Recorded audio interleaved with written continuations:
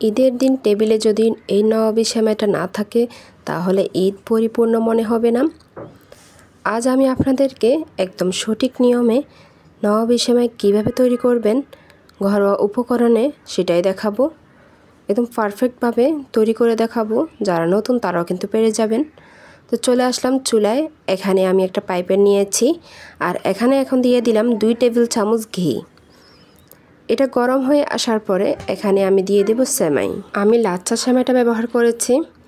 এখানে আমি দিয়ে দিলাম প্রথমে 1 প্যাকেট, তারপরে আরও 1 প্যাকেট থেকে আরও অর্ধেকটা দিয়ে দিলাম।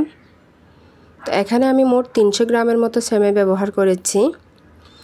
সবটুকু সেমাই দিয়ে এখন আমি দিয়ে দিব 1/4 কাপ মিল্ক পাউডার দুধ, তারপরে দিয়ে দিব চিনি।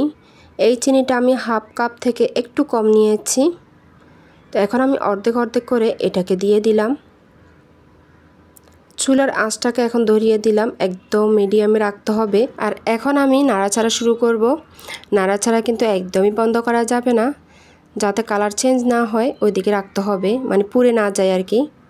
তো এইভাবে নাড়াচাড়া করতে করতে একটা সময় দেখা যাবে কি কালারটা একটু চেঞ্জ হয়ে আসছে, চিনিগুলো গলে গিয়েছে। আর তখনই কিন্তু এটা একদম পুরোপুরি ভাজা শেষ। এই যে দেখতে পাচ্ছেন আমার এটা চিনিটাও কিন্তু গলে গিয়েছে, কিন্তু পানি ছাড়েনি। তো এখন আমি এটাকে নামিয়ে নেব। আমি যে ডিশে সার্ভ করব ওটাতে এখন বসিয়ে নেব।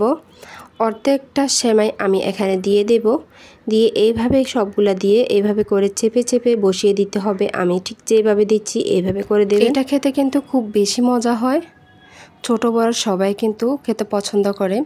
আমাদের বাসায় তো বাচ্চারা অর্ধেকটা খেয়ে নিয়েছে, বাকি কম অর্ধেকটা কিন্তু আমরা বড়রা পেয়েছি। তো অবশ্যই এটা বাসায় ট্রাই করবেন, এটা কিন্তু অনেক মজা। তো এইভাবে আমি বসিয়ে নিয়েছি। এখন আমি চলে যাব চুলায়। এইদিকে আমি হাফ লিটার দুধ গরম করে নিয়েছি আগে থেকে। তারপরে এখানে দিয়ে দিলাম 1/3 কাপ কনডেন্স মিল্ক। আপনারা চাইলে এখানে চিনিটাও ব্যবহার করতে পারেন। তো এখন এটাকে আমি নেড়ে ছেড়ে চুলার আঁচটা ধরিয়ে দিয়েছি। আর এখান থেকে সামান্য কিছু দুধ আমি একটা বাটিতে নিয়ে নিয়েছি। আর এখন এখানে আমি কাস্টার্ড পাউডারটা গুলে নেব। এখানে চায়ের চামচে আমি 3 চামচ আমি কাস্টার্ড পাউডার দিয়েছি। এটাকে এই দুধের সাথে গুলে নিব।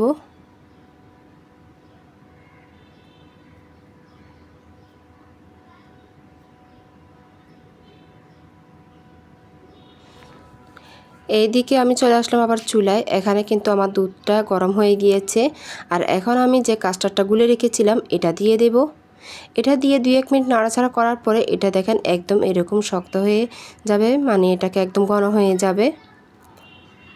তো আমি কিন্তু একটু ঘন বেশি রাখবো, কেন জানেন? এটা যখন আমরা ডিশে দিব তখন কিন্তু এটা শক্ত থাকবে, চামচ দিয়ে কেটে কেটে খাওয়া যাবে খুব সুন্দরভাবে, পড়ে যাবে না। আর চাইলে আপনারা একটু পাতলাও রাখতে পারেন, কিন্তু আমার কাছে এটাই বেটার মনে হয়েছে। এইদিকে কিছু কিশমিশ এবং বাদাম আমি ইউজ করেছি।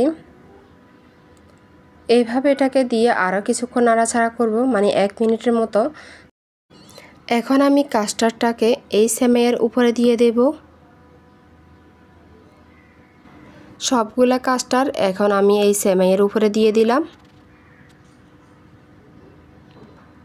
একটা চামচের সাহায্যে আমি এই কাস্টার্ডটাকে একদম সমান করে নেব, কোনো দিকে যেন ফাঁক না থাকে। তো এইভাবে করে আমি চামচের সাহায্যে কিন্তু এটাকে একদম সমান করে নিয়েছি।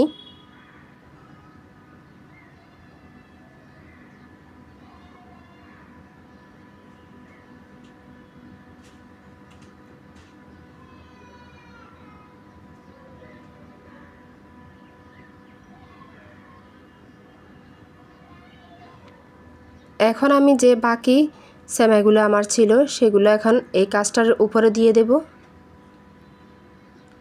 সবগুলো সেমাই আমি এটার উপরে দিয়ে এটাকে একদম সমানভাবে চতুর্দিকে এটা ছড়িয়ে ছিটিয়ে দেব, একদম যেন পাক না থাকে।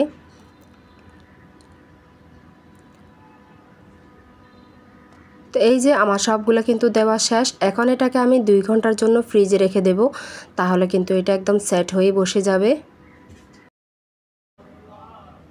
এখন আমি 2 ঘন্টা পরে ফিরে আসলাম। এই যে দেখেন কি সুন্দরভাবে সেট হয়ে বসে গিয়েছে। আর এটার উপরে দেখতে ভালো লাগার জন্য আমি কিছু কালারিং ড্রাই ফ্রুট ব্যবহার করেছি। আর এই যে দেখেন এটা কত সুন্দর হয়েছে, দেখতে কিন্তু অনেক লোভনীয় হয়েছে।